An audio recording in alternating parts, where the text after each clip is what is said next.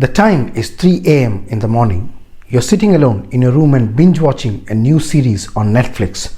You're currently watching the third episode of season 4 when you suddenly see the beautiful heroine in the series wearing night clothes starting to oscillate. She then proceeds to pandiculate as she slips inside her mattress. What would you be feeling then? Well, if you're gaping your mouth wondering what I'm talking about, then don't worry. Just inhale and pause and exhale and you'll be repeating her action. My regular viewers would remember that I had done an episode called Why Are We Ticklish earlier, which was quite popular.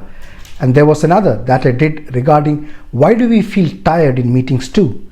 I will post the links below for you to watch them after this one. I'm sure many of you might have not understood the words oscillate and pandiculate. I use those words intentionally because the moment I mention the word which is going to be repeated so often in this video, you will get the urge to do it, which would affect my watch time.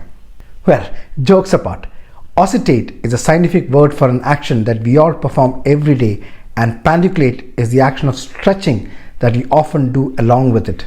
The problem is, it is very much contagious, and that if you see someone do it, you feel the urge to do it as well. Even the very mention of the word causes you to have one.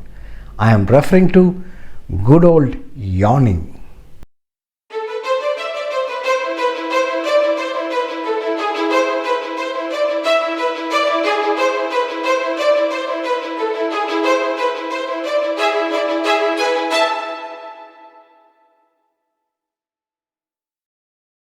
So how many of you yawned the moment I mentioned that word? I carefully distracted you immediately with the intro music, but please make a note of how many times you actually oscillate during this video and let me know in the comments. A yawn is a reflex consisting of simultaneous inhalation of air and the stretching of the eardrums followed by an exhalation of breath. Yawning or oscillation most often occurs in adults immediately before and after sleep, during tedious activities, and as a result of it being contagious. It is commonly associated with tiredness, stress, sleepiness, and boredom. In humans, yawning is often triggered by seeing a person yawning or talking to someone on the phone who is yawning. The contagious yawning has also been observed in chimpanzees, dogs, cats, birds, fishes, and reptiles. It is characterized by opening up of mouth which is accompanied by a long inspiration with a brief interruption of ventilation and followed by a short expiration. The average duration of the yawn is 5 seconds. Additionally, stretching of the limbs called as pandiculation also frequently accompanies yawning in humans and animals such as cats and dogs. During a yawn, the tensor tympani muscle in the middle ear contracts. This creates a rumbling noise perceived as coming from within the head. However, the noise is due to the mechanical disturbance of the ear and is not generated by the motion of air. Yawning has long been thought to be a sign of boredom and is commonly interpreted as disrespectful when carried out in the presence of others, and as part of the yawning manners, you are taught to close your mouth using your hands while performing the act. There are numerous theories as to why we yawn. One of the first theories for yawning can be traced back to Hippocrates, the father of medicine, who hypothesized that yawning precedes a fever and is a way to remove bad air from lungs.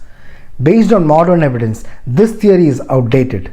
By the 17th and 18th centuries, scientists were challenging the Hippocratic theories of yawning. These new theories focused on the circulatory system, suggesting that yawning causes an increase in blood pressure, heart rate, and oxygen in the blood, which in turn improves motor function and alertness. Yet, current tests have shown that the heart rate, sweating, or brain's electrical activity do not increase after yawning. Yes, in fact, there are many people who study yawning, and that field is called as chasmology. Must be a boring day at work for them every day. But what does the modern science say? There are a number of theories that attempt to explain why humans and other animals yawn. One study states that yawning occurs when one's blood contains increased amount of carbon dioxide and therefore it requires an influx of oxygen that a yawn can provide. However, other studies have shown the frequency of yawning is not decreased by providing more oxygen or reducing carbon dioxide in the air. Does yawning have anything to do with how we have evolved? Animals subject to predation or other dangers must be ready to physically exert themselves at any given moment. At least one study suggests that yawning, especially psychological contagious yawning, may have been developed as a way of keeping a group of animals alert. If an animal is drowsy or bored, it will be less alert than when they are fully awake and less prepared to spring into action. Contagious yawning could be an instinctual signal between group members to stay alert. With respect to a possible evolutionary advantage, yawning might be a herd instinct. Theory suggests that the yawn serves to synchronize mood in social animals similar to howling in a wolf pack. It signals fatigue among members of a group in order to synchronize sleeping patterns and periods. Yawning relieves the ear discomfort which is commonly experienced by people during rapid altitude changes in airplanes and elevators. This is achieved by the opening of the eustachian tubes due to the contraction and relaxation of the muscles in the ear. This observation has led to another proposition that yawning might actually serve as a defense reflex of the ear, which is triggered by rapid altitude changes and is helpful in equalizing the air pressure in the middle ear with the outside air pressure. However, since the eustachian tube can also be opened by swallowing, yawning by itself does not appear to offer any indispensable evolutionary advantage of releasing middle air pressure. One of the crucial studies states that yawning is the body's way of controlling brain temperature. In 2007, researchers proposed yawning may be a means to keep the brain cool. Mammalian brains operate best within a narrow temperature range, similar to your mobile or laptop in which you are watching this video, which heats up after playing a few games or having watched a few videos. Similarly, your internal CPU or your brain too heats up. By yawning, the temperature of the blood in your head drops and this cooler blood reaches your brain and cools your hot-headedness. How does this happen? Well, stretching your facial muscles helps increase the flow of blood into your head. Secondly, a deep inhalation causes a gulp of cooler air to enter your nasal and oral cavities and sinuses, cooling the blood surrounding them. The cooler blood makes you more alert and helping you regulate your motor skills and thinking skills more effectively by cooling down the forebrain, which is responsible for these critical functions. Pretty cool, huh? And what causes this hot-headedness? Well, exhaustion and sleep deprivation are known to increase brain temperature. This explains why we tend to yawn more when we are tired or are in a mood to sleep. Body temperature also rises and falls as part of the circadian rhythm, increasing to its highest point just before we fall asleep. This is your body telling you to stop binge watching that Netflix at 3 a.m. and tells you to power off. In a study, it was observed that people who were asked to keep hot packs on their heads yawned 41% of the time when they saw others yawning, whereas people with cold packs only yawned 9% of the time. So if your head is cold, you will yawn less. This is currently the most accepted hypothesis for the action of yawning, for providing some much needed natural air conditioning for your brain. So the next time your trainer or lecturer or manager catches you yawning during a boring training session or meeting and gets angry, just tell them you are just keeping your brain cool and ask them to do the same. So why is yawning contagious? Observing another person's yawning face, reading or thinking about yawning, or looking at a yawning picture can cause a person to yawn.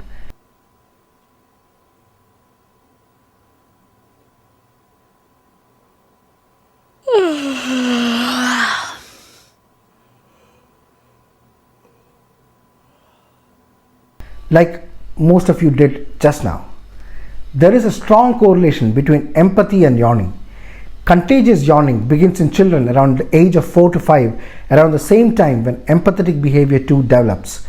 Research also suggests that you are more likely to copy a yawn of someone socially or genetically close to you, like your BFF or a member of your family. The cause of this contagious yawning may lie within mirror neurons in the frontal cortex of certain vertebrates. In our brain, mirror neurons fire when we perform a specific action or view someone else doing an action or even hear someone talk about an action. Mirror neurons have been proposed as a driving force for imitation, which lies at the root of much of human learning, such as language acquisition, self-awareness, and empathetic behavior. And when we see someone yawn, our mirror neurons get activated and we just copy that yawn. After watching this video, you might have found yourself yawning. I hope it is not because you found this video boring, but because I put the idea of yawning in your head. Comment and let me know how many times you yawned during this video. Also, do like and share this video if you found this information new, which will help this reach more ears. If you like listening to scientific content and want to get smarter and get rid of some misconceptions out of that head, please subscribe to this channel. I will be back with more scientific content very soon. Let me just go and catch my 40 wings. Until next time, it's bye-bye from Pale Blue Thoughts.